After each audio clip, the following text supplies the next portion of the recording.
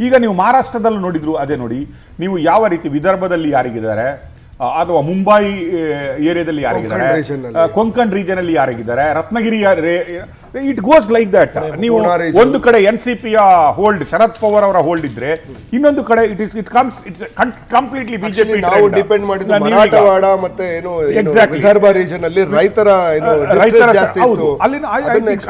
I think ನೀವು ಅಲ್ಲಿ ಹೆಣ್ಣು ಮಕ್ಕಳಿಗೆ 1,500 ಕೊಡುವ ಸ್ಕೀಮು ಅಲ್ಲ. ನನಗೆ ಶೆಟ್ರೆ ಒಂದು ಪ್ರಶ್ನೆ ಇದೆ, ಒಂದು ನಿಮಿಷ ನಿಮ್ಗೆ ಪ್ರಶ್ನೆ ಇದೆ. ಅಲ್ಲ, ನಿಮ್ದು ಒಂದು ಪ್ರಶ್ನೆ ಹೇಳ್ತೀನಿ ನೋಡಿ.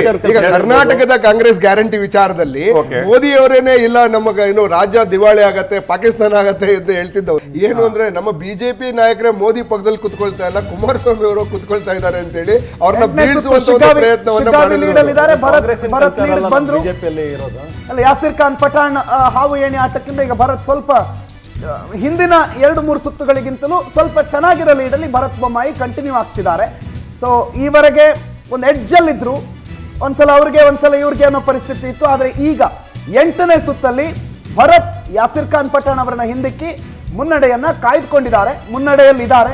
ಬಟ್ ಇದು 8ನೇ ಸುತ್ತಷ್ಟೇ, ಇನ್ನೂ ಎಷ್ಟು ಸುತ್ತ ಆಗಿದೆಯೋ ಅದರಷ್ಟೇ ಸುತ್ತುಗಳು ಬಾಕಿ ಇದೆ. ಈವರೆಗೆ ನೋಡಿರೋ ಟ್ರೆಂಡ್ ಇನ್ನೂ ಕೂಡ ಎನಿ ಟೈಮ್ ಬದಲು, ಹೆಚ್ಚು ಕಡಿಮೆ, ಎನಿ ಟೈಮ್ ಯಾರ ಕಡೆ ಬೇಕಾದ್ರೂ ವಾಲ್ಬಹುದು. ಸೊ 8ನೇ ಸುತ್ತು ಭರತ್ ಬೊಮ್ಮಾಯಿ ಲೀಡಲ್ಲಿದ್ದಾರೆ. ಆದರೆ ಬಸವರಾಜ ಬೊಮ್ಮಾಯಿ ಅವರಿಗಿದ್ದಂಥ ಕಂಫರ್ಟೇಬಲ್ ವಿಕ್ಟ್ರಿ, ಅಷ್ಟು ಈಸಿ ಆದಂಥ ವಿಕ್ಟ್ರಿ ಅಥವಾ one sided victory Bharat ಅವರಿಗಿಲ್ಲ.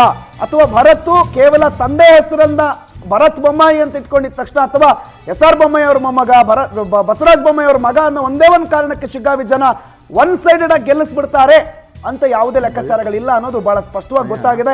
So Yasir Khan Pathan ಮತ್ತು ಭರತ್ ಬೊಮ್ಮಾಯಿ ನಡುವಿನ ಈ ಪೈಪೋಟಿ ಬಹಳ ನೆಕ್ ಟು ನೆಕ್ ಆಗಿ ಕಂಟಿನ್ಯೂ ಆಗ್ತಾ ಇದೆ. But as of now Bharat Bommai ಲೀಡಲ್ಲಿದ್ದಾರೆ. ಮಹಾರಾಷ್ಟ್ರ 209, 69, 10